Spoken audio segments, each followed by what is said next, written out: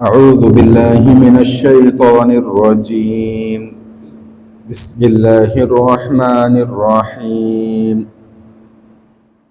ولقد علمتم الذين اعتدوا منكم في السبت فقلنا لهم كونوا قردة خاسئين فجعلناها نكالا لما بين يديها وما خلفها وموعظة للمتقين.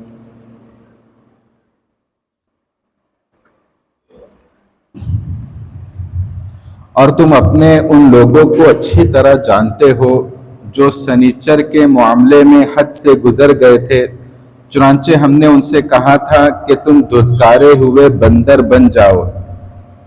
پھر ہم نے اس واقعے کو اس زمانے کے اور اس کے بعد کے لوگوں کے لیے عبرت اور ڈرنے والوں کے لیے نصیحت کا سامان بنا دیا۔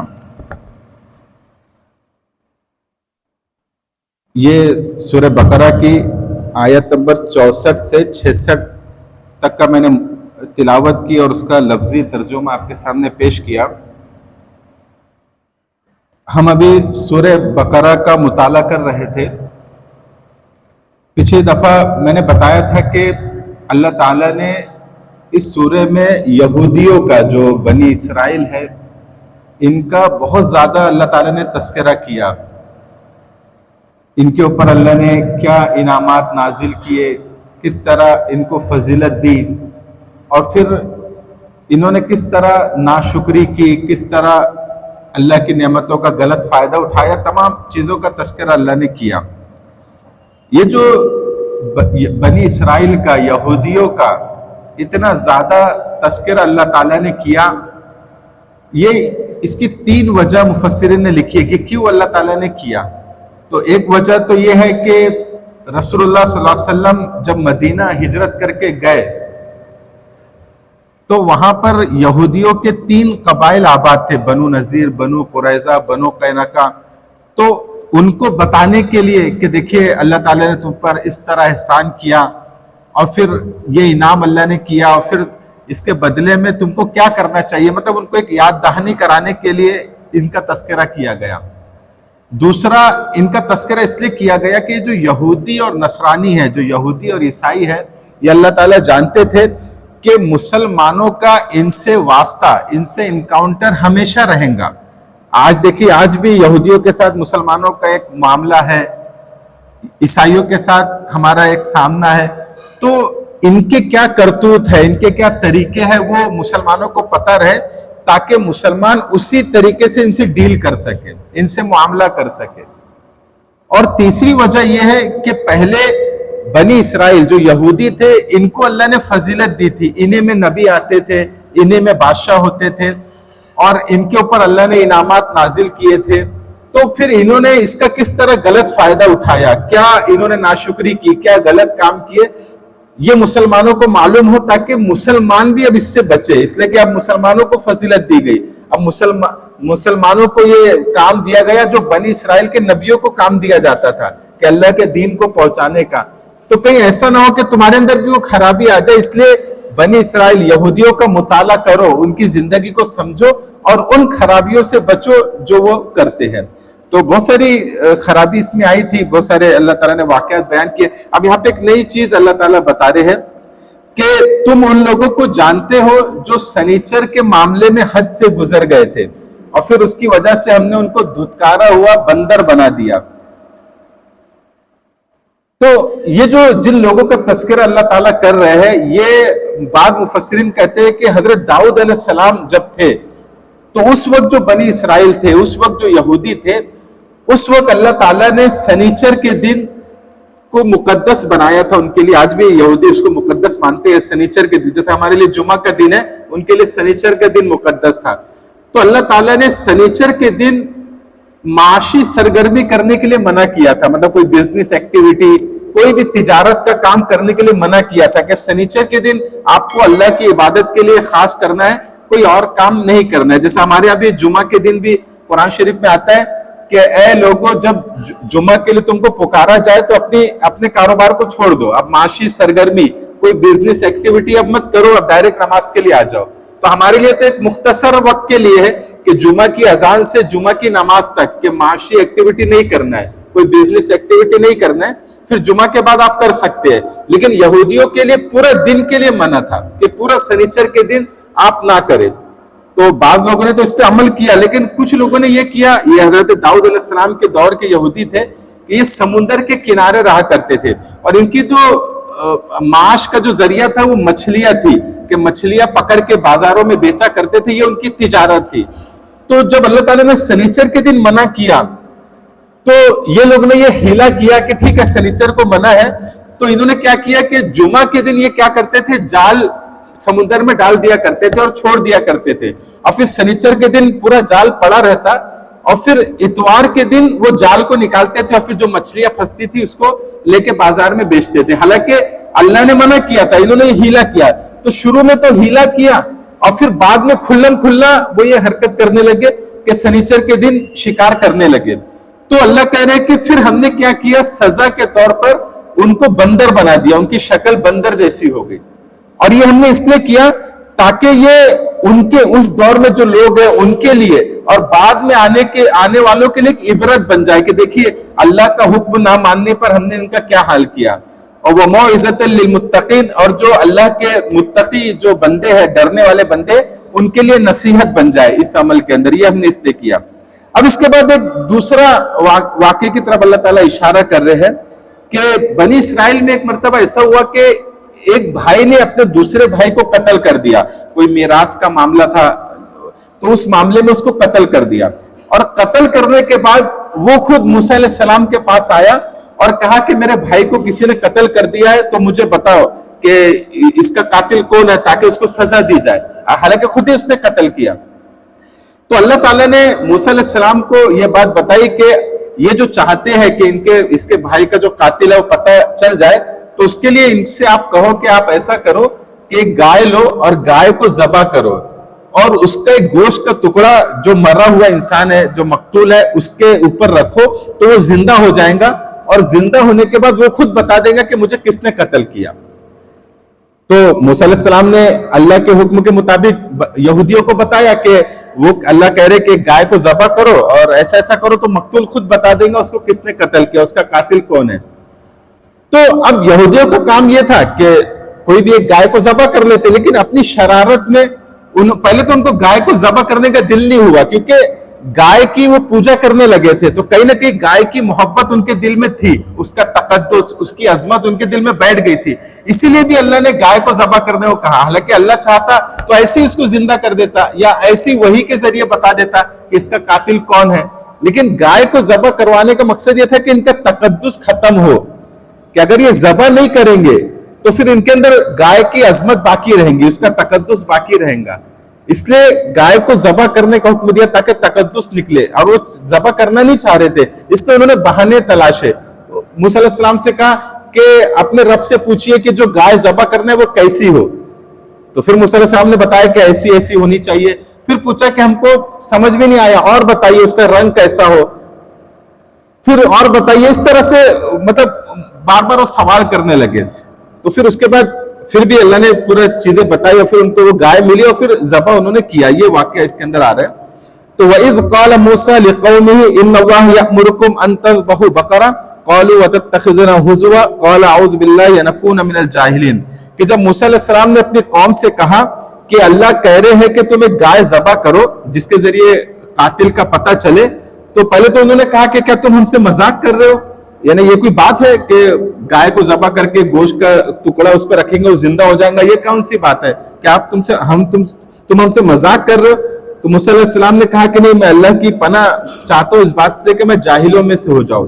یہاں پر علماء نے ایک بات یہ بھی لکھی ہے کہ جیسے جھوٹ بولنا جو اسلام میں حرام ہے, ناپسندیدہ ہے, اسی طرح بعض لوگ مذاق میں جھوٹ بولنے کو جائز سمجھتے ہیں کہ بھئی میں مذاق میں بول رہا ہوں. تو اس سے پتہ چلا کہ مذاق میں جھوٹ بولنا بھی حرام ہے, وہ بھی اسلام میں جائز نہیں ہے. جیسے ہم لوگ مذاق میں بول دیتے ہیں جھوٹ, لیکن مذاق میں کیوں؟ تو انہوں نے کہا کہ کیا آپ ہم سے مذاق کر رہے ہو, تو انہوں نے کہا کہ میں اللہ کی پناہ چاہتا ہوں اس بات سے کہ میں جاہلوں میں سے ہو جاؤں. تو مذاق میں بھی جھوٹ بولنا یہ ایمان والوں کے شان نہیں ہے, یہ بھی ناپسندیدہ ہے. خیر, تو قالوا ادع لنا ربک یبین لنا ما ہی, قال انه يقول انها بقرة لا فارض ولا بكر عوان بين ذلك ففعلوا ما تؤمرون قالوا ادع لنا ربك يبين لنا ما لونها. تو پھر انہوں نے کہا کہ ٹھیک ہے گائے کو ذبح کرنا ہے تو آپ بتائیے وہ کیسی ہو تھوڑا ایکسپلین کرو, تھوڑا ہم کو بتاؤ. تو موسیٰ علیہ السلام نے کہا کہ اللہ کہہ رہے کہ وہ ایسی ہونی چاہیے کہ نہ زیادہ بوڑھی ہو اور نہ زیادہ کم عمر ہو, یعنی بیچ بیچ کی ہو. پھر موسیٰ علیہ السلام نے کہا کہ اب ٹھیک ہے جو اللہ نے حکم دیا تم وہ کر گزرو. تو پھر انہوں نے کہا کہ آپ بتائیے اس کا رنگ کیسا ہونا چاہیے. تو پھر موسیٰ علیہ السلام نے کہا کہ اللہ کہہ رہے کہ انہا بقرۃ صفرا, اس کا رنگ جو ہے زرد ہونا چاہیے اور ایسا ہونا چاہیے کہ دیکھنے والے کو وہ بھلی معلوم ہو, اچھی معلوم ہو. پھر انہوں نے کہا کہ پھر بتائیے تھوڑا واضح کیجئے کہ قالوا ادع لنا ربک یبین لنا ما ہی ان البقرۃ تشابہ علینا, کہ تھوڑا اور واضح کیجئے, ہم کو سمجھ میں نہیں آ رہا, یہ گائے نے تو ہم کو شبے میں ڈال دیا, ہم کو بات سمجھ میں نہیں آ رہی, اور اگر آپ بتا دیں گے تو انشاءاللہ ہم ضرور یعنی وہ قربانی کریں گے. اس طرح سے شرارت وہ کرنے لگے. تو پھر اللہ موسیٰ علیہ السلام نے کہا کہ اللہ تعالیٰ کہہ رہے انہا بقرۃ لا ذلول تثیر الارض ولا تسقی الحرث مسلمۃ لا شیۃ فیہا قالوا الآن جئت بالحق فذبحوها وما كادوا يفعلون, کہ اللہ تعالیٰ فرماتے ہیں کہ وہ گائے ایسی ہو کہ جس نے زمین کو نہ جوتا ہو, جیسے گائے کے ذریعے سے جو ہل چرایا جاتا ہے وہ نہ کیا, کھیتی اس کے ساتھ نہ کی گئی ہو, کھیتی کے لیے پانی اس نے نہ دیا ہو, ایسی گائے پوری طرح صحیح سالم ہو جس میں کوئی داغ نہ ہو. تو انہوں نے کہا ہاں اب آپ ٹھیک پتہ لے کر آئے ہیں. اس کے بعد انہوں نے اسے ذبح کیا جبکہ لگتا تھا کہ وہ ذبح کرنے کا ان کا ارادہ نہیں ہے. وَإِذْ قَتَلْتُمْ نَفْسًا فَادَّارَأْتُمْ فِيهَا وَاللَّهُ مُخْرِجٌ مَا كُنْتُمْ تَكْتُمُونَ فَقُلْنَا اضْرِبُوهُ بِبَعْضِهَا كَذَلِكَ يُحْيِي اللَّهُ الْمَوْتَى وَيُرِيكُمْ آيَاتِهِ لَعَلَّكُمْ تَعْقِلُونَ. اس میں وہی بات ہے کہ جب تم میں سے کسی نے ایک شخص کو قتل کر دیا تو ہم نے کہا کہ اگر مقتول کو پتہ کرنا ہے تو آپ ایک گائے کو ذبح کرو, اس کا ٹکڑا گوشت کا ٹکڑا اس کو لگاؤ تو وہ خود زندہ ہو کے تم کو بتا دیں گا. پھر اللہ کہہ رہے كَذَلِكَ يُحْيِي اللَّهُ الْمَوْتَى وَيُرِيكُمْ آيَاتِهِ لَعَلَّكُمْ تَعْقِلُونَ, کہ ہم اسی طرح مردوں کو زندہ کرتے ہیں اور اپنی آیات نشانیاں بتاتے ہیں تاکہ تم سمجھو. یعنی یہ جو گائے کو ذبح کرنے کا اللہ نے کہا اور اس کے ذریعے مقتول جو تھا جو قتل ہو چکا تھا وہ زندہ ہوا, دو چیزیں اس میں اللہ کا دو مقصد تھا. ایک مقصد تو یہ تھا کہ گائے کو ذبح کروا کے گائے کا جو تقدس ان کے اندر آ گیا ہے اس کو ختم کیا جائے, اور دوسرا مقصد یہ تھا کہ اللہ تعالیٰ یہ بتائے ان کو کہ دیکھو مرنے کے بعد بھی ہم دوبارہ زندہ کر سکتے ہیں. جیسے بعض لوگ کہتے تھے نا کہ مرنے کے بعد ہم زندہ نہیں ہوں گے, تو یہ بتایا گیا کہ ہم زندہ کر سکتے ہیں, جس طرح یہ مقتول زندہ ہوا اسی طرح سب کو زندہ کریں گے اور آخرت کا جو معاملہ ہے وہ پیش آئیں گا.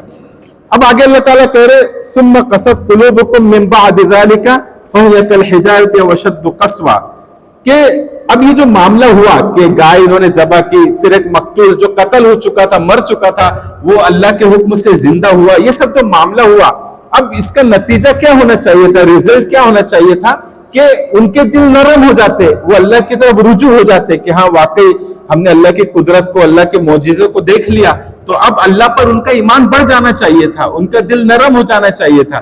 لیکن اس کے برعکس کیا ہوا کہ یہ کرنے کے بعد ان کے دل اور سخت ہو گئے اور وہ اللہ کا انکار کرنے لگے, وہ اور نافرمانی کرنے لگے اور ان کے دل سخت ہو گئے. یعنی پتھر کے جیسے ان کے دل بن گئے, پتھر سے بھی زیادہ سخت بن گئے. اللہ تعالیٰ کہہ رہے کہ بلکہ بعض پتھر تو ایسے کہ جس سے پانی نکل آتا ہے, جیسے موسیٰ علیہ السلام نے پتھر پہ عصا مارا تو چشمے بہنے لگے, اور بعض پتھر تو ایسے کہ مطلب جو اللہ کے ڈر سے جھک جاتے ہیں, لیکن ان کا دل پتھر سے بھی زیادہ سخت ہو گیا. مطلب پتھر بھی اللہ سے ڈر جاتا ہے لیکن یہ نہیں ڈرے اللہ سے, یہ اور سخت ہو گئے. وَمَا اللَّهُ بِغَافِلٍ عَمَّا تَعْمَلُونَ, اور یہ جو کر رہے ہیں اللہ تعالیٰ ان سے غافل نہیں ہے. أَفَتَطْمَعُونَ يُؤْمِنُوا لَكُمْ وَقَدْ كَانَ فَرِيقٌ مِّنْهُمْ يَسْمَعُونَ كَلَامَ اللَّهِ ثُمَّ يُحَرِّفُونَهُ مِنْ بَعْدِ مَا عَقَلُوهُ وَهُمْ يَعْلَمُونَ. اب اللہ تعالیٰ کہہ رہے مسلمانوں سے کہ اے مسلمانوں تم کیا سمجھتے ہو کہ یہ یہودی ایمان لا لیں گے؟ یعنی مسلمان چاہتے تھے کہ یہودی بھی ایمان لا لے, مسلمان ہو جائے, اللہ کے نبی پر ایمان لا لے, تو یہ ایمان لانے والے نہیں ہیں. اس لیے کہ ان میں سے ایک فریق تو یہ ہے کہ جو اللہ کے کلام کو سنتا ہے اور پھر اس میں تحریف کر دیتا ہے. مطلب تورات جو ان کے پاس کتاب تھی وہ اس کو سنتے ہیں, اس میں لکھا ہے کہ ایک نبی آنے والے ہیں, ان کی علامتیں لکھی ہے, اور وہ علامت رسول اللہ صلی اللہ علیہ وسلم کے اندر پوری ظاہر ہو رہی ہے، لیکن اس کے باوجود اس کو تحریف کر دیتے، بدل دیتے کہ نہیں یہ علامت یہ جو پروفٹ محمد ہے ان کے لیے نہیں ہے، کسی اور کے لیے ہے، یہ ایسی حرکت کرتے، تو یہ کیا ایمان لے کر آئیں گے؟ وَإِذَا لَقُوا الَّذِينَ آمَنُوا قَالُوا آمَنَّا وَإِذَا خَلَا بَعْضُهُمْ إِلَى بَعْضٍ قَالُوا أَتُحَدِّثُونَهُمْ بِمَا فَتَحَ اللَّهُ عَلَيْكُمْ لِيُحَاجُّوكُمْ بِهِ عِندَ رَبِّكُمْ أَفَلَا تَعْقِلُونَ۔ اور ان کا معاملہ یہ ہے کہ جب یہ مسلمانوں سے ملتے ہیں تو مسلمانوں سے تو اچھی بات بولتے ہیں کہ ہاں یہ محمد صلی اللہ علیہ وسلم واقعی نبی ہے، ہماری تورات میں بھی لکھا ہوا ہے، لیکن پھر جب یہ اکیلے میں جاتے ہیں تو اکیلے میں لڑتے ہیں کہ بھائی تم نے مسلمانوں کو کیوں یہ بات بتائی کہ تورات میں بھی محمد کا ذکر ہے، اس لیے کہ پھر اس سے کیا ہوگا کہ مسلمان کے اوپر تمہارے خلاف اس کو استعمال کریں گے مسلمان کل قیامت کے دن کہ اللہ تعالیٰ یہودیوں کو پتا تھا تو مطلب مسلمانوں کو مت بتاؤ، یہ اس طرح کی مطلب سازش کیا کرتے ہیں۔ حالانکہ اللہ تعالیٰ خود جانتا ہے جو یہ لوگ چھپاتے ہیں اور جو ظاہر کرتے ہیں۔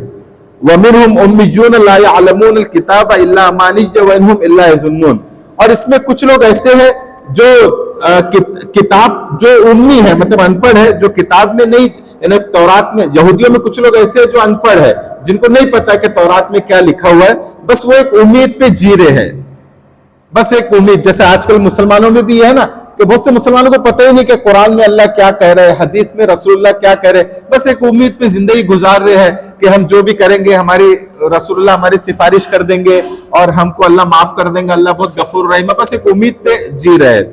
تو اللہ کہہ رہے کہ فَوَيْلُ الَّذِينَ يَكْتُبُونَ الْكِتَابَ بِأَيْدِيهِمْ ثُمَّ يَقُولُونَ هَذَا مِنْ عِنْدِ اللَّهِ لِيَشْتَرُوا بِهِ ثَمَنًا قَلِيلًا فَوَيْلُ لَهُم مِّمَّا كَتَبَتْ أَيْدِيهِمْ وَوَيْلُ لَهُم مِّمَّا يَكْسِبُونَ۔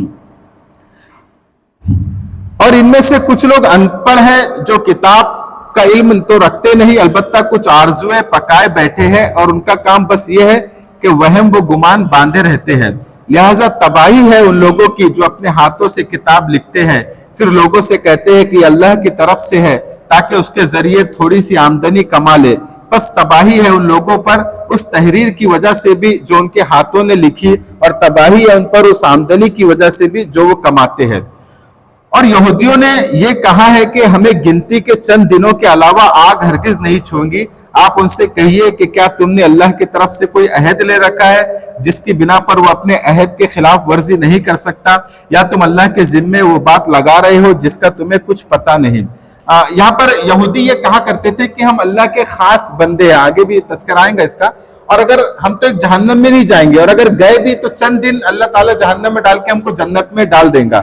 تو اللہ کہہ رہے کہ ان سے پوچھو کہ کیا اللہ نے تم سے ایسا کوئی پرومس کیا ہے، کوئی عہد کیا ہے کہ ہم تم کو معاف کر دیں گے، تم کو جہنم میں نہیں ڈالیں گے؟ حالانکہ ایسا کچھ نہیں ہے، اگر تم برے کام کرو گے تو اللہ کی پکڑ تمہارے اوپر آئیں گی۔ بلا من کسب سیئۃ وحاطت بہ خطیئۃ فاولئک اصحاب النار هم فیہا خالدون، جو لوگ بھی بدی کماتے ہیں اور ان کی بدی انہیں گھیر لیتی ہے تو ایسے لوگ ہی دوزخ کے باسی ہے، وہ ہمیشہ اس میں رہیں گے۔ اور والذین آمنوا وعملوا الصالحات اولئک اصحاب الجنہ هم فیہا خالدون، اور جو لوگ مومن ہیں اور اعمال صالحہ اختیار کرتے ہیں وہ ہمیشہ ہمیشہ جنت میں جائیں گے اور وہ اس میں ہمیشہ رہیں گے۔ یہ ہم جلدی اس میں چلے جا رہے ہیں اس لیے کہ یہ تذکرہ پہلے بھی آ چکا تھا کہ وہ کتابوں میں ملاوٹ کرتے ہیں، تحریف کرتے ہیں، اس لیے ہم اس کو جلدی چل رہے ہیں۔ وَإِذْ أَخَذْنَا مِيثَاقَ بَنِي إِسْرَائِيلَ لَا تَعْبُدُونَ إِلَّا اللَّهَ وَبِالْوَالِدَيْنِ إِحْسَانًا وَذِي الْقُرْبَى وَالْيَتَامَى وَالْمَسَاكِينِ وَقُولُوا لِلنَّاسِ حُسْنًا وَأَقِيمُوا الصَّلَاةَ وَآتُوا الزَّكَاةَ ثُمَّ تَوَلَّيْتُمْ إِلَّا قَلِيلًا مِّنكُمْ وَأَنتُم مُعْرِضُونَ۔ اب یہاں پہ ایک عہد کا اللہ تعالیٰ ذکر کر رہے کہ ہم نے بنی اسرائیل سے عہد لیا، بنی جو یہودی تھے ان سے اللہ تعالیٰ نے بہت سارے عہد لیے تھے، جبکہ ان کے اوپر کوئی عذاب آتا تھا تو عذاب آنے کے بعد وہ توبہ کرتے تھے کہ اللہ یہ عذاب ہم سے ہٹا دے، اب ہم توبہ کرتے ہیں، تو اس وقت اللہ تعالیٰ ان سے عہد لیتے تھے کہ دیکھو میں عذاب تو ہٹا رہا ہوں لیکن اب یہ تم کو کرنا پڑے گا۔ تو وہی عہد کا اللہ ذکر کر رہے، بہت سارے عہد لیے، تورات جو بائبل اولڈ ٹیسٹمنٹ جو ہے اس میں بھی وہ سب عہد لکھے ہوئے، عہد نامہ اسی کا نام بھی ہے کتاب کا، تو اس میں وہ سب لکھے ہوئے کہ کیا کیا عہد اللہ نے لیے۔ تو یہاں پر کچھ عہد کا اللہ ذکر کر رہے کہ ایک عہد تو ہم نے ان سے یہ لیا، ایک پرومس یہ لیا کہ لا تعبدون الا اللہ، کہ تم اللہ کے علاوہ کسی کی عبادت نہیں کرو گے، اور دوسرا وبالوالدین احسانا، اور اپنے ماں باپ کے ساتھ احسان کا معاملہ کرو گے۔ اب یہ اللہ کی عبادت کے بعد ماں باپ کے ساتھ احسان کرنے کا ذکر قرآن شریف میں 4 مرتبہ آیا ہے کہ تم ماں باپ کے ساتھ احسان کرو گے. یہ 4 مرتبہ ذکر آیا. اور آپ دیکھیے اللہ تعالیٰ نے انسان کے اوپر جو ذمہ داریاں ڈالی ہے اس کو ہم 2 حصوں میں تقسیم کر سکتے ہیں. ایک حقوق اللہ اور دوسرا حقوق العباد، یعنی اللہ کا حق اور بندے کے جو حقوق ہیں. تو حقوق اللہ اور حقوق العباد میں جو سب سے اوپر ہے، مطلب حقوق اللہ میں جو سب سے اوپر ہے وہ ہے توحید. حقوق اللہ میں بہت ساری چیزیں آتی ہے کہ اللہ پر ایمان لانا، نماز پڑھنا، روزے رکھنا، اللہ کے لیے حج کرنا، یہ سب چیزیں حقوق اللہ میں آتی ہے. لیکن اس میں سب سے اوپر جو چیز ہے، پہلے درجے کی جو چیز ہے وہ توحید ہے کہ اللہ کو ایک ماننا، تو اس کا ذکر آیا. اور جو حقوق العباد ہے یعنی بندوں کے حق، کہ ماں باپ کے ساتھ اچھا سلوک کرنا، رشتہ داروں کے ساتھ، پڑوسیوں کے ساتھ، دوست احباب کے ساتھ اچھا سلوک کرنا، جو حقوق العباد ہے اس میں سب سے اوپر درجے پہ جو ہے وہ والدین کے ساتھ حسن سلوک ہے. یعنی سب سے پہلے درجہ ہے کہ ماں باپ کے ساتھ اچھا سلوک کیا جائے، اور پھر اس کے بعد رشتہ دار، دوست احباب، ان کے ساتھ بھی اچھا معاملہ کیا جائے. یہاں پر وبالوالدین احسانا اللہ نے کہا کہ ماں باپ کے ساتھ احسان کرنا. مفسرین نے اس کا ترجمہ یہ کیا ہے کہ احسان یہ ہوتا ہے کہ ماں باپ اگر تمہارے ساتھ غلط سلوک کر رہے ہیں اس کے باوجود بھی اچھا سلوک کرنا. یعنی ماں باپ ہے، اب وہ آپ کے ساتھ اچھا سلوک کر رہے ہیں، آپ کے ساتھ اچھے سے رہ رہے ہیں، اب آپ بھی جواب میں ان کے ساتھ اچھے سے رہ رہے ہیں، اچھا معاملہ کر رہے ہیں، پولائٹلی ان سے بات کر رہے ہیں، تو یہ کوئی کمال کی بات نہیں ہے. اصل کمال یہ ہے کہ ماں باپ آپ کے ساتھ غلط سلوک کر رہے ہیں. بعض مرتبہ ایسا ہوتا ہے، آپ لوگ اس کو ریلیٹ کریں گے کہ جب شادی کے بعد اب بہو آ گئی تو اب بعض مرتبہ ساس بہو پہ زیادتی کر رہی ہے. اب شوہر سمجھ رہا ہے کہ میری ماں زیادتی کر رہی ہے میری بیوی پر، صاف دکھ رہا ہے میرے بچوں کے ساتھ زیادتی ہو رہی ہے، میری والدہ کر رہی ہے، لیکن اس کے باوجود بھی مجھے ان کے ساتھ اچھا سلوک کرنا ہے، اس لیے تو یہ احسان ہے. مطلب وہ زیادتی کر رہی ہے، بظاہر دکھ رہے ہیں، لیکن اس کے باوجود بھی ان کے ساتھ اچھا سلوک کرنا کہ نہیں اللہ کا یہ حکم ہے تو مجھے اچھا سلوک ان کے ساتھ کرنا ہے. یہ ہے احسان.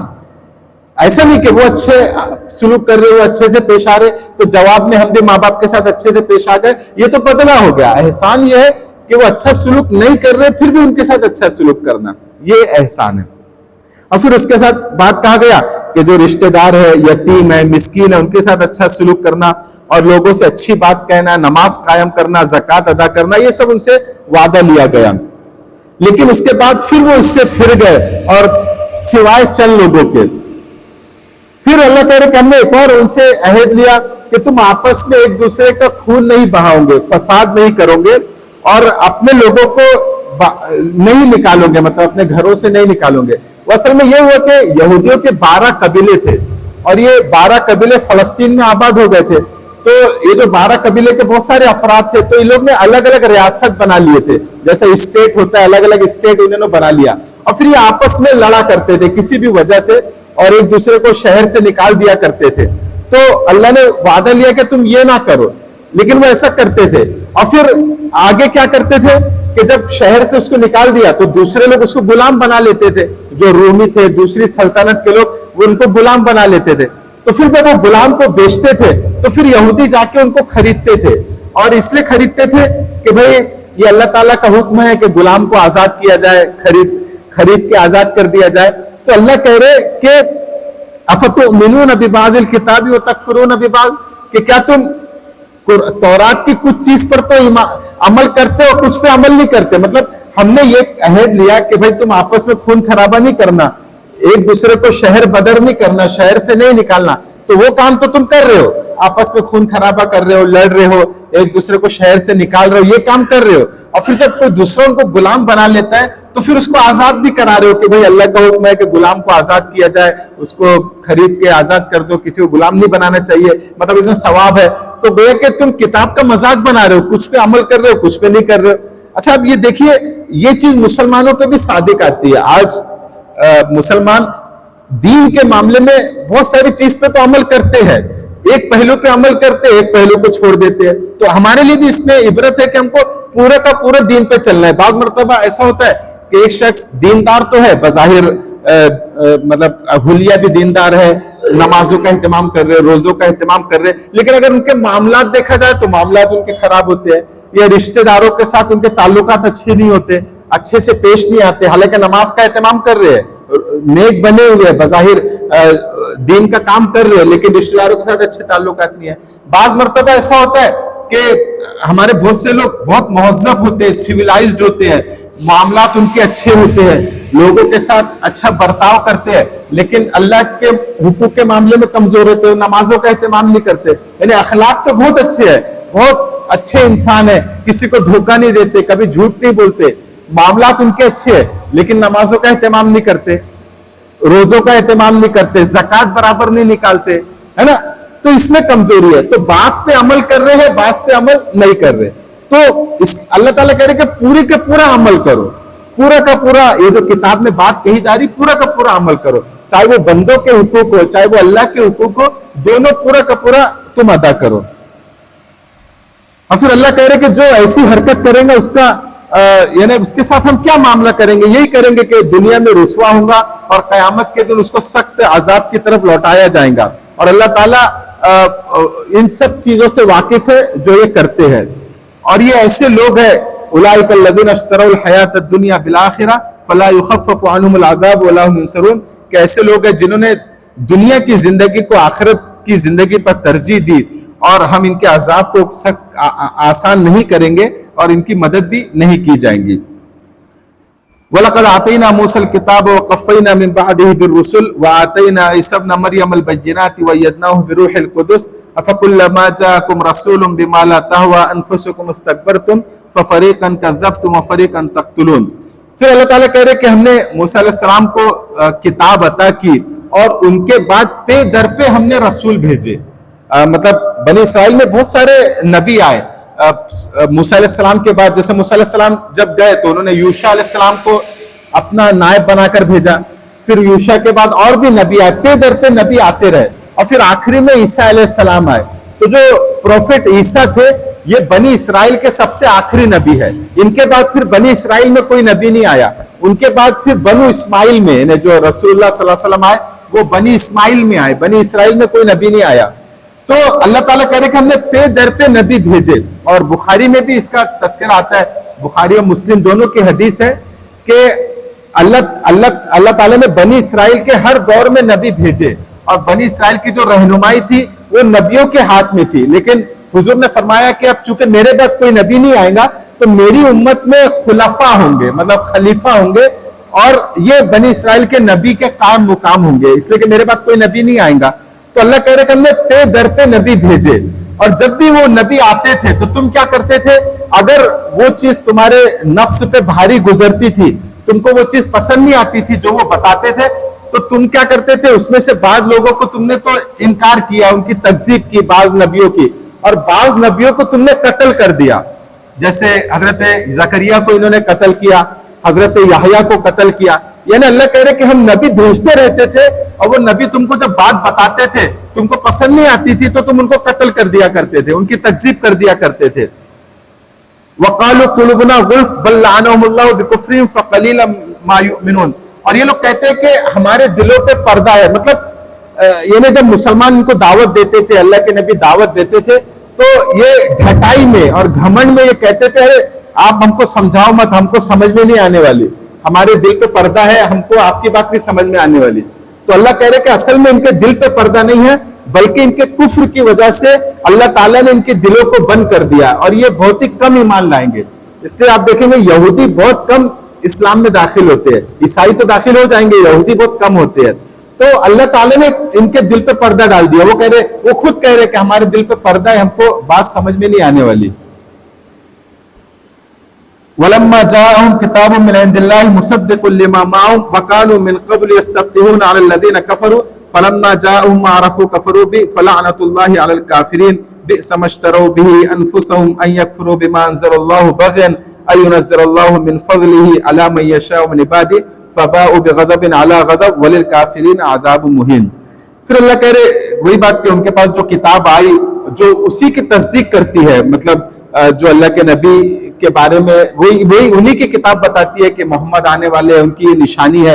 اور یہ خود جب رسول اللہ صلی اللہ علیہ وسلم جب آنے والے تھے تو یہ خود جب کافروں سے ان کی جنگ ہوتی تھی یہودیوں کی, تو ان کو کہتے تھے کہ ٹھیک ہے تم ہم سے آج لڑ رہے ہو, ایک نبی آنے والے ہیں, وہ نبی جب آئیں گے تو ان کے ساتھ مل کے ہم تم سے لڑیں گے اور تم پہ فتح پائیں گے. یعنی یہودی خود کہتے تھے, اور جب محمد صلی اللہ علیہ وسلم آئے تو اس کا انکار کر دیا. یعنی اللہ کہہ رہے کہ تم خود کہتے تھے کہ وہ نبی آئیں گے تو ہم کافروں کے ساتھ, وہ نبی کے ساتھ لڑیں گے اور کافروں کو شکست دیں گے, اور جب وہ نبی آ گئے تو ہونا تو یہ چاہیے تھا کہ تم وہ نبی پر ایمان لاتے, لیکن ہو رہا یہ ہے کہ وہ کافر تو ایمان لا رہے ہیں, جیسے مدینہ کے جو کافر ہے وہ ایمان لا رہے, مکہ کے کافر ایمان لا رہے, لیکن تم وہ نبی پر ایمان نہیں لا رہے, حالانکہ تم خود دعائی دیتے تھے کہ یہ نبی آئیں گے تو ہمارے ساتھ رہیں گے. تو فلعنت اللہ علی الکافرین, اللہ کی لعنت ہو ایسے کافروں پر.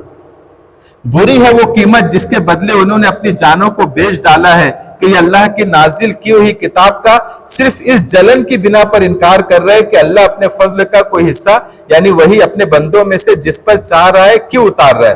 یعنی وہ رسول پر اس لیے ایمان نہیں لا رہے تھے, ان کی جلن حسد کی ایک ہی وجہ تھی کہ یہ ہماری بنی اسرائیل میں سے کیوں نہیں آئے, مطلب ہمارا جو خاندان ہے, ہمارا جو قبیلہ اس میں سے کیوں نہیں آئے, یہ بنو اسماعیل میں کیوں آئے. یعنی ابراہیم علیہ السلام کے 2 بیٹے تھے, ایک حضرت اسحاق اور حضرت اسماعیل, تو یہودی جو ہے یہ حضرت اسحاق کی اولاد میں سے ہے, اور بنی اسماعیل جو تھے ان کی اولاد مکہ میں آباد تھی, تو بنی اسماعیل میں رسول اللہ پیدا ہوئے, حضرت محمد صلی اللہ علیہ وسلم پیدا ہوئے, تو یہ جلن تھی ان کو کہ ہم نے کیوں نہیں پیدا ہوئے, حالانکہ وہ جان رہے تھے کہ یہی وہ نبی ہے, لیکن چونکہ ہم نے پیدا نہیں ہوئے اس لیے انکار کر رہے تھے, اس لیے نہیں مان رہے تھے. تو وہی چیز اللہ تعالیٰ کہہ رہے ہیں فَبَاءُوا بِغَضَبٍ عَلَىٰ غَضَبٍ وَلِلْكَافِرِينَ عَذَابٌ مُّهِينٌ.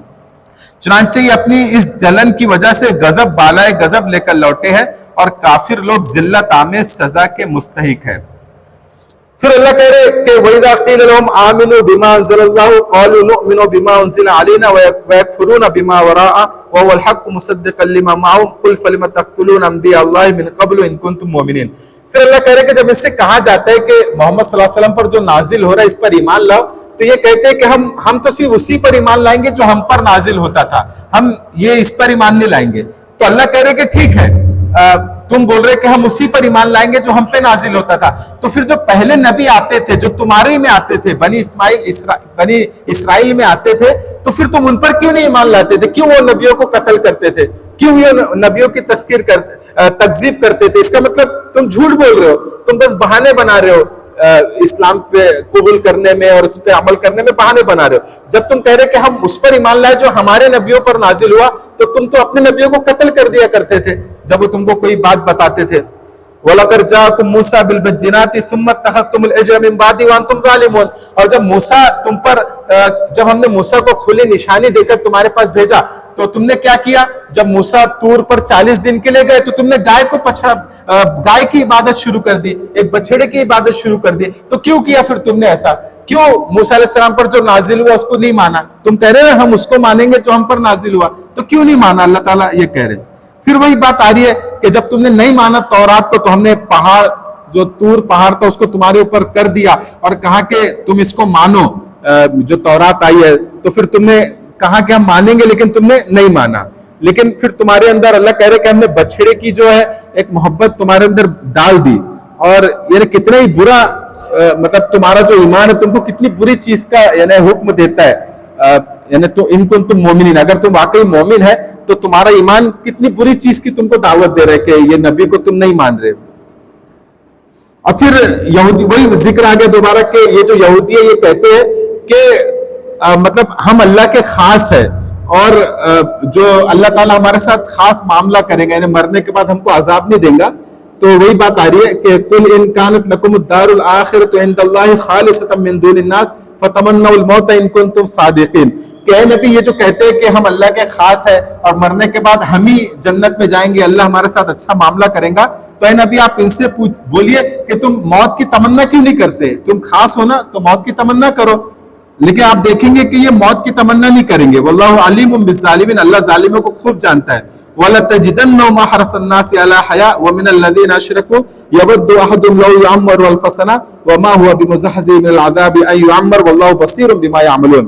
کہ تم دیکھیں گے کہ یہ موت زندگی کے زیادہ حریص ہے. تو یہودی جو ہوتے ہیں یہ زندگی کے زیادہ لالچی ہوتے ہیں, زیادہ حریص ہوتے ہیں, اور ان سے بھی زیادہ حریص ہے, کافروں سے بھی زیادہ. اور یہ چاہتے ہیں کہ ان کو 1000 سال کی عمر مل جائے, لیکن اللہ کہہ رہے کہ اگر ان کو 1000 سال کی بھی عمر مل جائے اس کے بعد بھی یہ اللہ کی عذاب سے بچنے والے نہیں ہیں. फिर यहूदियों का ये मामला था कि जिब्राइल अलैहिस्सलाम से ये लोग नफरत करते थे, जो प्रोफेट ये अपने एंजल जिब्राइल है इनसे ये नफरत करते थे। वो नफरत क्यों करते थे कि जिब्राइल अलैहिस्सलाम इनके नबियों के पास आके अल्लाह का पैगाम लाते थे, तो वो नबी इनसे कहते थे कि देखो जिब्राइल आए हैं, उन्होंने ये पैगाम सुनाया है, तो उसके ऊपर उनको अमल नहीं करना होता था क्योंकि उनको शाक गुजरता था, मुश्किल होती थी। तो ये जिब्राइल से नफरत करने लग गए कि ये फरिश्ते जो जिब्राइल है ये कौन होते हैं कि हमारे पास वो लेकर आए। जैसे अल्लाह के नबी भी मुसलमानों से कहते थे ना, देखो जिब्राइल आए, जिब्राइल ने ये कहा कि ये हराम है, ये हलाल है, तो ये लोग जिब्राइल से नफरत करने लग गए। तो अल्लाह कह रहे हैं कि भाई जिब्राइल से जो लोग नफरत करते हैं तो उनको मालूम हो जाना चाहिए कि जिब्राइल हमारे एक फरिश्ते हैं और वो बस मतलब उनका काम मेरा मैसेज कन्वे करना है, मेरा मैसेज पहुंचाना है, और ये वही मैसेज लेकर आते हैं जो तुम्हारी किताब में लिखा हुआ है और जो मोमिनों के लिए हिदायत है और खुशखबरी है उसके अंदर। तो भाई जिब्राइल से नफरत करने की कोई वजह नहीं है। मन कान अदुव्वल, और फिर जो अल्लाह का दुश्मन है, जो फरिश्तों का, रसूलों का और जिब्राइल और मीकाइल का दुश्मन है, तो जान लो कि अल्लाह भी उन काफिरों का दुश्मन है। मतलब कोई वजह नहीं है कि जिब्राइल से नफरत की जाए, मीकाइल से नफरत की जाए। और हमने इनके ऊपर खुली खुली निशानियां बयान कर दी है और इसका इनकार वही लोग करते हैं जो फासिक है। अवकुल्लमा आहदु आहदन नबदु फरीकुम मिनहुम बल अक्सरुहुम ला युमिनून, क्या हमने तुमसे अहद नहीं किया था लेकिन तुम में से बड़ी तादाद ने वो अहद को मतलब पूरा नहीं किया, प्रॉमिस को पूरा नहीं किया, और तुम में से अक्सर लोग ईमान नहीं लाए। और जब तुम्हारे पास कोई नबी आता जो तुम्हारी बात की तस्दीक करता था तो उनके तो अहले किताब में से एक गिरोह ने अल्लाह की किताब तौरात व इंजील को इस तरह पसे पुश डाल दिया गोया वो कुछ जानते ही ना थे कि इसमें नबी आखिर ज़मा के बारे में क्या हिदायत दी गई है। मतलब जो तौरात में खुद लिखा था कि ये नबी आने वाले हैं, उसको इन्होंने पसे पुश डाल दिया। ये उसी तरह की चीजें आ रही है बार बार, इसलिए इसको हम जल्दी जल्दी इसको गुजर जा रहे हैं। वत्तबउ मा तत्लु शयातीन अला मुल्क सुलेमान। अब यहाँ पे एक नई चीज आ रही है, इसकी तफसील ये है कि यहूदी जो थे, अल्लाह ताला कह रहे कि हमने क्या कहा कि तुम ईमान लेकर आओ, मुसलमान बन जाओ, और इनको हमने अच्छी अच्छी बातें बताई। तो यहूदी इस बात को तो मानने से रहे, यानी अल्लाह की बात को, अल्लाह की हिदायत को तो इन्होंने कबूल नहीं किया, बल्कि ये किस में पड़ गए, जादू टोने में पड़ गए। किस में पड़ गए, जादू टोने में। क्योंकि जो सुलेमान अलैहिस्सलाम थे, तो सुलेमान अलैहिस्सलाम के पास बहुत बड़ी हुकूमत थी, उनकी पहाड़ों पर हुकूमत थी, हवाओं पर हुकूमत थी, जानवरों पर हुकूमत थी, सब पर। तो यहूदियों को किसी ने ये बात बता दी थी कि सुलेमान अलैहिस्सलाम को जो ये हर चीज पर जो पकड़ थी कि हर कोई इनकी बात मान रहे, ये जादू की वजह से था। मतलब सुलेमान अलैहिस्सलाम को जादू आता था, वो जादू की वजह से वो सबके ऊपर कंट्रोल किए हुए थे। तो यहूदियों को किसी ने बता दिया कि अगर तुम भी जादू सीखोगे, मैजिक सीखोगे, तो तुम भी सब चीज पर कंट्रोल कर सकते हो, हर चीज तुम्हारे ताबे हो जाएंगी। तो अल्लाह कह रहे कि अल्लाह की इबादत करने के बजाय, अल्लाह की किताब को मानने के बजाय ये लोग जादू के चक्कर में पड़ गए और जादू सीखने लगे, और सुलेमान अलैहिस्सलाम पे इल्जाम लगाने लगे कि भाई वो भी जादू जानते थे और जादू की वजह से उनको तमाम चीजों पर वो मिल्कियत हासिल थी, बादशाहत हासिल थी। और फिर बाद में उन्होंने कहा कि बाद में सुलेमान अलैहिस्सलाम काफिर भी हो गए थे, आखिरी दौर में नाउज़ बिल्लाह बुत को पूजने लगे थे। तो अल्लाह कह रहे वमा कफर सुलेमान वलाकिन्न शयातीन कफरू युअल्लिमून अन्नास अस्सिहर, कि सुलेमान अलैहिस्सलाम ने कुफ्र नहीं किया। अभी भी उनकी जो किताब है तौरात, जो ओल्ड टेस्टमेंट है, उसमें अभी भी लिखा है कि सुलेमान अलैहिस्सलाम आखिरी दौर में काफिर हो गए थे। तो अल्लाह कह रहे कि सुलेमान काफिर नहीं हुए थे, बल्कि शैतान ने कुफ्र किया और वो लोगों को जादू सिखाता है। मतलब जादू ऐसा सिखाते हैं कि जिसके जरिए कुफ्र हो जाता है। फिर आगे एक वाक्य का जिक्र है कि वमा उन्ज़िला अलल मलकैनि बिबाबिल हारूत व मारूत वमा युअल्लिमानि मिन अहदिन हत्ता यक़ूला इन्नमा नहनु फितनतुन फला तकफुर, कि असल में ये हुआ कि एक शहर था, इराक का एक शहर था जिसका नाम बाबिल था। तो बाबिल शहर में बहुत सारे जादूगर होते थे, तो उसमें यहूदी भी थे उसके अंदर जो जादू सीखते थे। आज भी यहूदियों के अंदर जादुओं का बहुत ज्यादा जोर है, ये लोग जादू के जरिए असर डालते हैं। अभी जादू की तफसील मैं थोड़ा सा बाद में बताऊंगा कि उसका कितना असर होता है अल्लाह के हुक्म से। तो जैसे अभी भी एक यहूदियों की तहरीक है, कबाला तहरीक है, उसके जरिए वो लोग जादू डालते हैं दूसरे लोगों को अपनी बात मनवाने के लिए। तो ये लोग भी जादू किया करते थे। तो अल्लाह ताला ने ये जादू को खत्म करने के लिए, मतलब इसकी आदत खत्म करने के लिए अल्लाह ने ये किया कि दो फरिश्ते अल्लाह ने भेजे जिनका नाम हारूत और मारूत था, और इनको जादू सिखा के अल्लाह ने भेजा, जादू के जो फार्मूले थे, तमाम चीजें फरिश्तों को सिखा के भेजा। और ये फरिश्ते बाबिल शहर में गए, वहां पे जादू का बहुत जोर था। तो अब ये फरिश्ते क्या करते थे, लोगों को समझाते थे कि भाई देखो ये जो जादू है ये नहीं करना चाहिए, ये गलत चीज है, ये शैतान ने तुमको सिखाया है, इससे बचना चाहिए। और वो जादू के फार्मूले भी लोगों को बताते थे कि देखो इस तरह से जादू होता है और ये नहीं करना चाहिए। मतलब वो फार्मूले इसलिए बताते थे कि ये चीज से तुमको बचना है, ये चीज तुमको नहीं करना है, ये, और हम तुम्हारी आजमाइश के लिए भेजे गए हैं। तो अब यहूदी क्या करते थे, ये फरिश्ते इसलिए आए थे कि जादू से रोके, लेकिन यहूदी क्या करते थे कि ये जो फार्मूले बताते थे, यहूदी इनसे पूछते थे कि ठीक है हमको भी फार्मूला बताओ कि मियां बीवी को आपस में कैसे लड़ाना, दो भाइयों को आपस में कैसे लड़ाना, किसी को बीमार कैसे करना, किसी को नुकसान कैसे पहुंचाना, आप हमको सिखाओ ताकि हम ये ना करें। तो फरिश्ते उनको सिखाते थे कि देखो ऐसा ऐसा करते हैं लेकिन ऐसा नहीं करना है। लेकिन वो बोलते तो ये थे कि हम नहीं करेंगे, लेकिन वो सीखते इसलिए थे ताकि वो करे, यानी मियां बीवी को आपस में लड़ाए, भाइयों को आपस में लड़ाए, किसी की तिजारत में नुकसान पहुंचा दे, तो वो ऐसा करने लगे।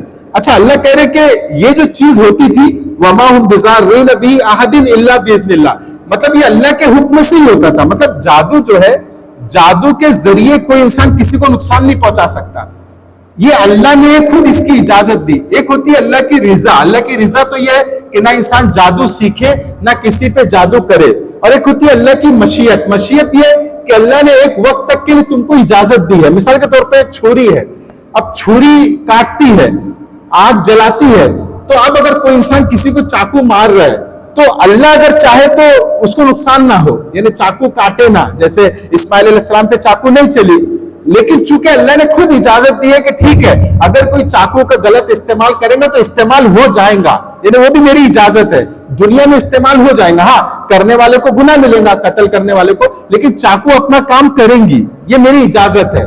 तो इसी तरह जादू जो है ये अल्लाह ने खुद इजाजत दे रखी है कि अगर कोई खास मंत्र के जरिए जादू करेगा तो जादू का असर हो जाएगा, वो मेरी मर्जी से ही होगा लेकिन हो जाएगा, और करने वाले को गुनाह मिलेगा। लेकिन अल्लाह अगर चाहे तो ना भी हो, लेकिन अल्लाह ने खुद अपनी मशीयत से उसकी इजाजत रखी है।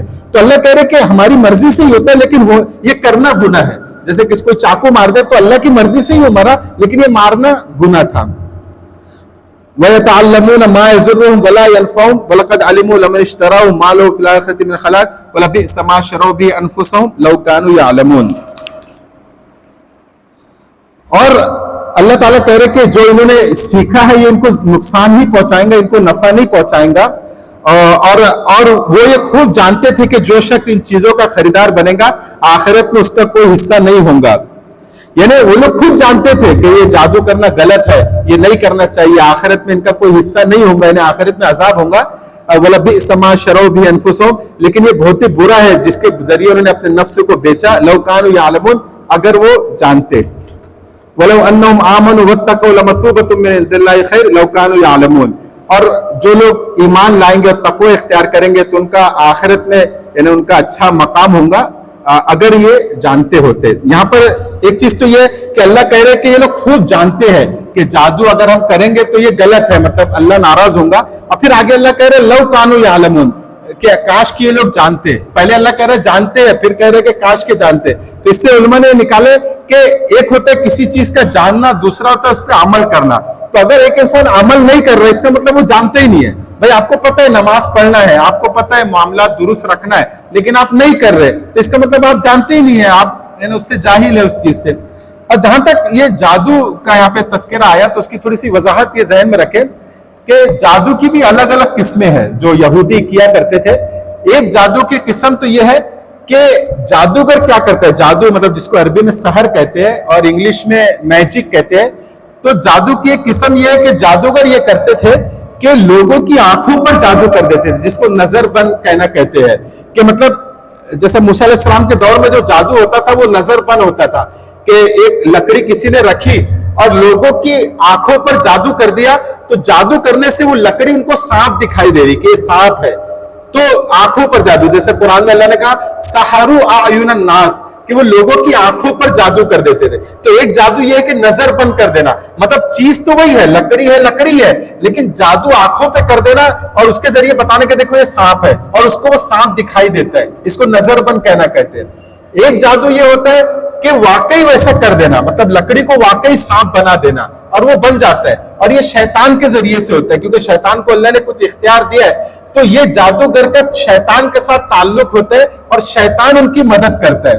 اور شیطان مدد اس لیے کرتا ہے کہ یہ لوگ ایسا کام کرتے ہیں جادوگر جس سے شیطان خوش ہوتا ہے. مطلب جیسے یہ لوگ ناپاک رہتے ہیں تو شیطان کو ناپاک رہنا زیادہ پسند ہے, کہ جنبی ناپاکی کی حالت میں انسان رہے. گندی چیز کھانا, فضلہ کھانا, گندی چیز کھانا, یہ شیطان کو پسند ہے. تو وہ جادوگر جو ہوتے ہیں وہ گندی چیز کھاتے ہیں, ناپاک رہتے ہیں. اسی طرح لوگوں کا خون پیتے ہیں, یعنی خون کا غلط استعمال کرتے ہیں. اور تو جب یہ انسان کرتا ہے تو شیطان اس کا دوست بن جاتا ہے, شیطان اس کی مدد کرتا ہے. اور پھر جب یہ لوگ جادو کرتے ہیں تو وہ جیسا چاہتے ہیں شیطان ویسا کر دیتا ہے. جیسے لکڑی کو لوگوں کو بتانا چاہتے ہیں کہ سانپ ہے, تو شیطان واقعی اس کو سانپ بنا دیتا ہے. یہ کرسی رکھی ہے, یہ کرسی کوئی جانور ہے, گدھا ہے, تو واقعی شیطان اس کو گدھا بنا دیتا ہے. شیطان ان کی مدد کرتا ہے, اور شیطان مدد اس لیے کرتے ہیں کہ وہ لوگ شیطان کے مطابق عمل کرتے ہیں, گندی چیز کھاتے ہیں, گندے ناپاک رہتے ہیں, خون انسان کا پیتے ہیں, یہ سب گندی چیزیں وہ کرتے ہیں, تو شیطان ان کی مدد کرتا ہے. تو ایک جادو کی قسم یہ بھی ہے. ایک تو یہ کہ نظر بند کر دینا, مطلب وہ چیز ویسی دکھائی دے جیسا وہ چاہ رہا ہے جادوگر. دوسرا وہ چیز کو ہی بدل دینا, اور شیطان اس میں اس کی مدد کرتا ہے. اور یہ اللہ نے اس کی اجازت دے رکھی ہے. جیسا بعض لوگ کہتے ہیں کہ بھئی جادو کیسے ہوگا, یہ تو اللہ کی مرضی کے بغیر نہیں ہوگا. ٹھیک ہے, اللہ نہیں چاہتا ہے کہ جادو کیا جائے, لیکن اللہ نے اپنی مشیت سے اس کو اجازت دے رکھی ہے کہ آپ چاہے تو کسی کا رزق روک دے, کسی کو بیمار کر دے, جادوگر کسی کے کاروبار کو تباہ کر دے, ایسا ہو سکتا ہے, یہ کوئی وید نہیں ہے. تو یہ دو قسم ہے. اب ایک چیز ہمارے ہاں اسلام میں جو مشہور ہے وہ یہ ہے کہ اللہ کے نام کے ذریعے جو اسماء حسنی ہے یا اسم اعظم ہے یا قرآن کی آیت کے ذریعے جھاڑ پھونک کرنا. تو قرآن کی آیت کے ذریعے جو جھاڑ پھونک کیا جاتا ہے یہ جائز ہے, بلکہ خود رسول اللہ صلی اللہ علیہ وسلم سے ثابت ہے کہ رسول اللہ صلی اللہ علیہ وسلم قرآن کی آیات کے ذریعے جھاڑ پھونک کیا کرتے تھے. جیسا کسی کو کوئی چیز نے کاٹ دی تو اس کا جھاڑ پھونک کرنا, یا بیمار ہو گیا تو اس کا علاج کرنا, یہ خود رسول اللہ صلی اللہ علیہ وسلم سے ثابت ہے. آپ نے یہ بھی فرمایا کہ سورہ فاتحہ میں شفا ہے, کہ اگر کوئی بیمار ہو جائے تو 7 مرتبہ سورہ فاتحہ پڑھ کے اس کو دیا جائے. تو قرآن کی آیات کے ذریعے جھاڑ پھونک کرنا اس کی اجازت ہے. ہاں, جہاں تک تعویذ کی بات ہے تو رسول اللہ صلی اللہ علیہ وسلم سے تعویذ بنانا ثابت نہیں, اس لیے کہ آپ لکھنا پڑھنا نہیں جانتے تھے, لیکن بعض صحابہ سے ثابت ہے کہ انہوں نے تعویذ بنائی ہے اور لوگوں کو دی ہے. لیکن علماء نے اس میں یہ شرط رکھی ہے کہ تعویذ اسی وقت استعمال کی جا سکتی ہے مجبوری کی حالت میں کہ اس کو پڑھنا نہ آتا ہو. اگر پڑھنا انسان کو آتا ہے تو وہ دعا خود پڑھنا چاہیے, تعویذ بنا کے لٹکانا نہیں چاہیے. ہاں, اگر کوئی بچہ ہے, چھوٹا بچہ ہے, یا جس کو پڑھنا نہیں آتا تو تعویذ کی شکل میں اس کو دیا جا سکتا ہے, لیکن بہتر یہ ہے کہ وہ جو آیات ہے جس کے ذریعے عمل کیا جا رہا ہے خود اس کو پڑھا جائے, تعویذ کی لٹکایا نہ جائے.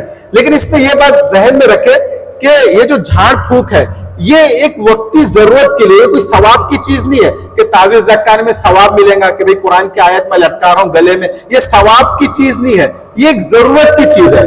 تو جو چیز ضرورت کی ہوتی ہے اس کو ضرورت کی تک ہی ہم کو لینا ہے. بعض لوگ جادو یہ جھاڑ پھونک میں بہت زیادہ ہو جاتے ہیں, جیسا انگلش میں کہتے ہیں نا انڈلگ ہو جانا, ایک دم اسی میں پڑ جاتے ہیں. خاص طور سے ہمارے یہاں عورتیں کہ بھائی یہ عامل کا چکر لگا رہے, وہ عامل سے علاج کر رہے, گھر میں ایک سامان بھی گر گیا رہے, کوئی جادو ہوگا, کوئی جنات نے گرا دیا ہوگا برتن, چلو کوئی عامل سے پوچھو, عامل کو گھر پہ لاؤ, گھر کی بندش کراؤ, اسی میں الجھ جاتے ہیں. تو یہ اسلام میں ناپسندیدہ ہے. ہاں ٹھیک ہے, کوئی جادو ہو گیا, کوئی اثر ہو گیا, کسی کے ذریعے سے عمل کرا لے, ایک ضرورت کی حد تک ہے, ضرورت پیش آئے, واقعی اگر ہے معاملہ. اکثر تو معاملہ ہوتا ہی نہیں, عورتوں میں خاص طور سے یہ مرض عام ہو گیا کہ جھاڑ پھونک کی طرف بہت زیادہ دھیان جاتا ہے, تو اس میں کفر کی طرف جانے کا خطرہ ہوتا ہے. پھر ایسا لگتا ہے کہ بس یہ عامل صاحب ہی سب کچھ ہے, مطلب اللہ کی طرف, اللہ سے جڑنا, اللہ سے مانگنا, اس سے دھیان ہٹ جاتا ہے, وہ عامل کی طرف دھیان چلا جاتا ہے کہ یہ بابا ہے, یہ حضرت ہے, انہی سے ہوگا, یہی کریں گے تو ہوگا, وہ بابا نے نہیں کیا اس سے نہیں ہوا, اللہ کی طرف سے دھیان ہٹ جاتا ہے. تو بہت زیادہ اس میں انڈلگ نہیں ہونا ہے, بہت زیادہ اس میں انوالو نہیں ہونا ہے. ہاں, ضرورت کی حد تک ٹھیک ہے اس کا استعمال کر لے, اور اس میں یہ بھی خیال رکھا جائے کہ جو قرآن کی آیات سے عمل کرتا ہے, جو اسم اعظم سے عمل کرتا ہے, جو اللہ کے نام سے عمل کرتا ہے, اسی کے ذریعے کرائے, یہ جائز ہے. لیکن اگر اس کے علاوہ کوئی منتر پڑھتا ہے, کوئی دوسری بات پڑھتا ہے, تو یہ ناجائز ہے, حرام ہے. کوئی اور منتر کے ذریعے سے علاج کرنا یہ حرام ہے, ناجائز ہے. قرآن کی آیت کے ذریعے, اسم اعظم کے ذریعے کیا جا سکتا ہے, لیکن اس میں بھی بہت زیادہ انوالو نہیں ہونا ہے. ضرورت پڑی تو کرا لینا ہے, بہت زیادہ نہیں ہونا ہے, اور اس سے بچنا چاہیے. اپنے اگر بیماری ہے تو ڈاکٹر کو دکھائے, اللہ سے دعا کرے, صدقہ خیرات کرے, اس پہ دھیان دے. بہت زیادہ عاملوں کے چکر میں نہیں پڑنا چاہیے. تو یہ یہودیوں کا ایک ایک حرکت لائن سے آ رہی ہے. اس میں بہت ساری چیزیں آ گئی تھی, اس لیے میں نے تھوڑا جلدی اس کو پڑھ لیا, آگے ترجمہ کر کے ہم آگے بڑھ گئے. اب اس کے بعد اور دوسری کچھ چیزیں آئیں گی یہودیوں کی. یہ تقریباً 10 رکوع ہے جس میں یہودیوں کا ذکر ہے. تو انشاءاللہ اگلے ہفتے ہم اس کو پورا کمپلیٹ کر لیں گے, جلدی گزر کے اس کو مکمل ہو جائیں گا. پھر اس کے بعد ہمارے لیے کیا ہدایت ہے وہ چیزیں آئیں گی. لیکن اس کے اندر بھی جو یہودیوں کا ذکر ہے, اس میں ہمارے لیے بھی ہدایت ہے. ایسے نہیں, بعض مرتبہ ہم جب یہودیوں کا ذکر پڑھتے تو ہم سوچتے ہیں ارے اچھا یہودی اتنے برے ہیں, ایسی حرکتیں انہوں نے کی. حالانکہ وہ حرکت ہم بھی کر سکتے ہیں, ہمارے اندر بھی وہ خرابی آ سکتی ہے. اس لیے اللہ نے اس کا ذکر کیا, کیونکہ اس میں یہودیوں کا ذکر کرنے کے ساتھ ساتھ بہت ساری آفاقی حقیقتیں بھی اللہ نے بتائی, جو یونیورسل ٹروتھ ہے. یونیورسل ٹروتھ مطلب جو ہر زمانے میں انسان کر سکتا ہے, وہ خرابی, وہ ہم بھی وہ غلطی کر سکتے ہیں. تو اس لیے یہودیوں کا ذکر پڑھ کے ہمیں اپنے اوپر اس کو جانچنا ہے کہ ہم تو وہ غلطی نہیں کر رہے. یہ نہیں سوچنا ہے کہ یہودی بہت برے تھے, یہودیوں کا ذکر اس لیے آیا, وہ تو تھے ہی برے, لیکن کہیں وہ خرابی ہمارے اندر بھی تو نہیں آ رہی, کیونکہ یہ یونیورسل ٹروتھ ہے. یونیورسل ٹروتھ مطلب ہر دور میں یہ ہو سکتا ہے, ہر دور میں یہ خرابی آ سکتی ہے. تو مسلمانوں میں بھی وہ خرابی آ سکتی ہے, اس لیے ہم کو اس کو پڑھنا ہے, اس سے گزرنا ہے, تاکہ یہ خرابی سے ہم بچے. تو یہ تمام تفصیلات آ گئے. انشاءاللہ اگلے ہفتے بھی یہودیوں کا ہی ذکر رہے گا, اور انشاءاللہ ہم اس کو ختم کرنے کی کوشش کریں گے اگلے ہفتے انشاءاللہ. کسی کے ذہن میں کوئی سوال ہے تو سوال کر لیں. السلام علیکم. جو ابھی آپ نے سحر کے بارے میں بتایا ہے, تو مطلب اگر سحر ہو رہا ہے, اس کا مطلب اس میں بھی اللہ کی رضا ہی شامل ہے, اور اللہ کی رضا کے بغیر رضا نہیں کہیں گے, اس کو مشیت کہیں گے. مشیت, رضا مطلب یعنی اللہ جس میں خوش ہوتا ہے. تو اللہ تو خوش اس میں ہوتا ہے کہ جادو نہ کیا جائے, لیکن اللہ کی مشیت کہ اللہ نے دنیا میں ایک اجازت دے رکھی ہے. جیسے میں نے مثال دیا, کوئی کسی کو قتل کر رہا ہے, چاقو مار رہا ہے, تو اللہ تو نہیں چاہ رہا نا کہ چاقو مارو آپ کسی کو, لیکن اللہ نے اجازت دے رکھی ہے کہ ٹھیک ہے تم مار سکتے ہو, یعنی چاقو سے قتل ہو جائیں گا وہ, لیکن اللہ چاہتا نہیں ہے کہ ایسا کرو, ہے نا. جیسا کوئی شراب پیتا ہے تو اللہ نے منع کیا کہ شراب مت پیو, لیکن اگر کوئی پینا چاہے تو پی سکتا ہے, یہ اجازت اللہ نے دے رکھی ہے. نہیں, اس کا مطلب کہ جس پر سے پھر جادو کیا جا رہا ہے, جس پر سحر ہو رہا ہے, اس کا مطلب کہ وہ اس کا مقدر نہیں ہے. جی, جس پر جادو کیا جا رہا ہے, جیسے اللہ کی اس میں معیشت ہے لیکن رضا تو نہیں ہے نا. نہیں, رضا نہیں ہے. لیکن پھر جس پر جادو کیا جا رہا ہے, پھر اس کا مطلب کہ وہ اس کا مقدر نہیں تھا, اس کی تقدیر میں وہ چیز نہیں ہونی چاہیے تھی. نہیں, ایسا نہیں ہے. اس کو اصل میں یہ سمجھیں گے کہ دنیا جو ہے نا, اصل میں یہ مطلب ایک اسباب کی جگہ ہے. دنیا میں ہر چیز مطلب اللہ تعالیٰ جیسا چاہ رہے ویسا. اب دیکھیے نا, اللہ ہم سے کیا چاہتا ہے کہ ہم نمازوں کا اہتمام کریں, ہم نیک کام کریں, یہ چاہتے ہیں, لیکن ہم نہیں کر رہے. تو اللہ نے اس کی اجازت دے رکھی ہے. تو جو انسان جادو کر رہا ہے تو اللہ نے کہا کہ جادو مت کرو, یہ حرام ہے. لیکن اب ایک انسان جادو کر رہا ہے تو یہ اللہ کو ناراض کر رہا ہے. اب جس کے ساتھ جادو ہو رہا ہے تو ٹھیک ہے, مطلب اس کا نقصان تو ہوا, لیکن اس کے بدلے اس کو اللہ اجر دے گا, یعنی اس کا جو نقصان ہوا. اور اس کا توڑ بھی اللہ نے بتا دیا, جیسے میں نے جو بتایا کہ قرآن کی آیات کے ذریعے, اسماء حسنہ کے ذریعے جو علاج کیا جاتا ہے اس کا توڑ ہے وہ. اب جیسے کوئی بیمار ہوتا ہے تو بیماری کا علاج یہ ہے کہ دوا اس کا لی جائے. تو مقدر میں ہو سکتا ہے اللہ تعالیٰ نے اس کے رکھا ہو کہ اس کے ساتھ ایسا ہوگا, لیکن ان کو تو منع ہے کہ مطلب تم جادو مت کرو. تو کہنے کا یہ مطلب ہے کہ اللہ کی حکم, جیسا کوئی انسان اس میں یہ کہہ سکتا ہے کہ بھائی اللہ کی مرضی کے بغیر یہ کیسے نقصان پہنچا دے رہا ہے ایک جادوگر. تو نقصان اس لیے پہنچا دے رہا ہے کہ اللہ نے خود مشیت, اللہ کی مشیت یہ ہے کہ ٹھیک ہے دنیا میں تم کر سکتے ہو, ایک آزمائش ہے, لیکن تم کو کرنا نہیں ہے. تو جس کے ساتھ ہو رہا ہے ہو سکتا ہے اس کے مقدر میں ایسا لکھا ہو, لیکن اس کو گناہ تو نہیں ہوگا کچھ بھی. گناہ تو نہیں ہوگا, لیکن بٹ اس کا مقدر ہے, اس کا مطلب ہوگا اس کا مقدر. کیونکہ جب ابھی ایک انسان قتل کر رہا ہے تو قاتل کو تو قتل کرنا منع ہے, لیکن وہ تو قتل ہو گیا نا, تو اس کے مقدر میں ہوگا کہ وہ قتل ہوگا, لیکن گناہ قاتل کو ملے گا, اس کو گناہ نہیں ملے گا مقتول کو جو قتل ہو گیا, لیکن اس کے مقدر میں ہوگا کہ کسی کے ذریعے سے مرے گا. یہ